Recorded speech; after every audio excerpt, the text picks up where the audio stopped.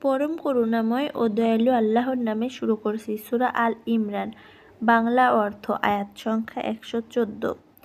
তারা আল্লাহ ও শেষ দিনের প্রতি ঈমান রাখে এবং তারা ভালো কাজের আদেশ দেয় ও মন্দ কাজের নিষেধ করে। আর তারা কল্যাণকর কাজে দ্রুত ধাবিত হয় এবং তারা নেককারদের অন্তর্ভুক্ত। আয়াত সংখ্যা ১১৫। আর তারা যে ভালো কাজ করে তা কখনো অস্বীকার করা হবে না।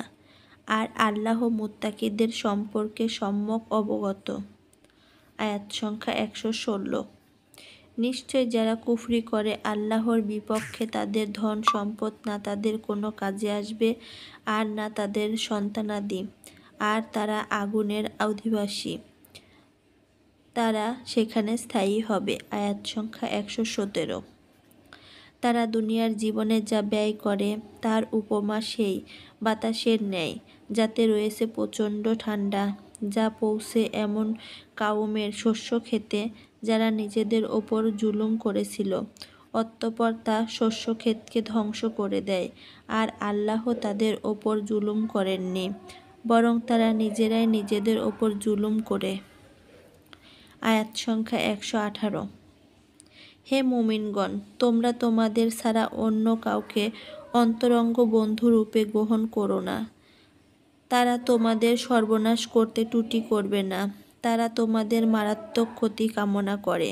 তাদের মুখ থেকে তো শত্রুতা প্রকাশ পেয়ে গিয়েছে, আর তাদের অন্তরসমূহ যা গোপন করে তা অধিক ভয়াবহ। অবশ্যই আমি তোমাদের মধ্যে আয়াতসমূহ স্পষ্ট বর্ণনা করেছি, যদি তোমরা উপলব্ধি করতে।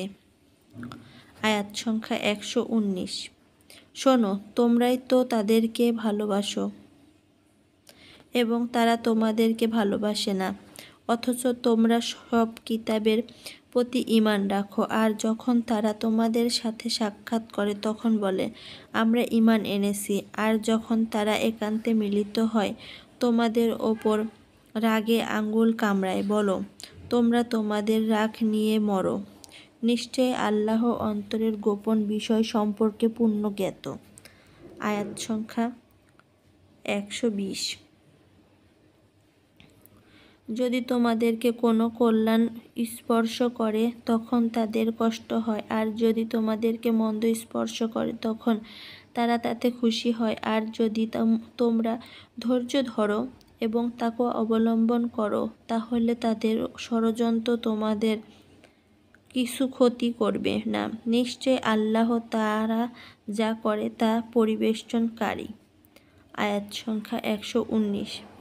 আর স্মরণ করো যখন তুমি তোমার পরিবার পরিজন থেকে সকাল বেলায় বের হয়ে মুমিনদেরকে লড়াইয়ের স্থানসমূহে বিন্যস্ত করেছিলে, আর আল্লাহ সর্বশ্রোতা সর্বজ্ঞ।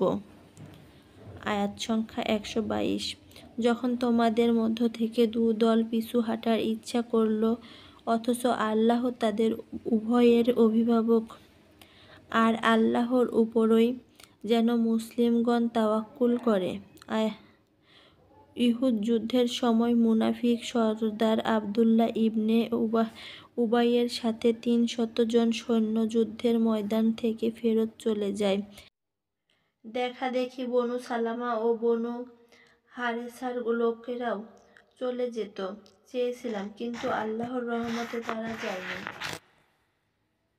আয়াত সংখ্যা ১২৩।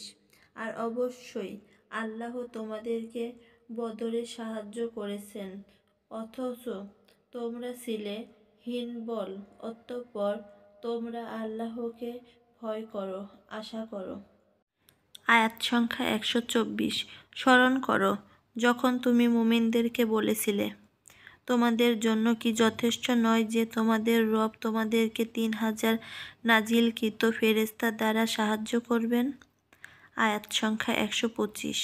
হ্যাঁ, যদি তোমরা ধৈর্য ধরো এবং তাকওয়া অবলম্বন করো আর তারা হঠাৎ তোমাদের মুখোমুখি এসে যায়, তবে তোমাদের রব ৫০০০ চিহ্নিত ফেরেশতা দ্বারা তোমাদেরকে সাহায্য করবেন।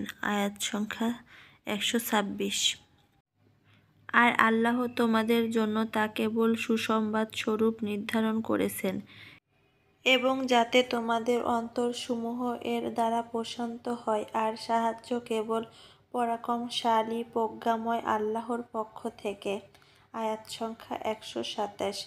যাতে তিনি কাফেরদের একটি অংশকে নিশ্চিহ্ন করেন অথবা তাদেরকে লাঞ্ছিত করেন, ফলে তারা নিরাশ হয়ে ফিরে যাবে।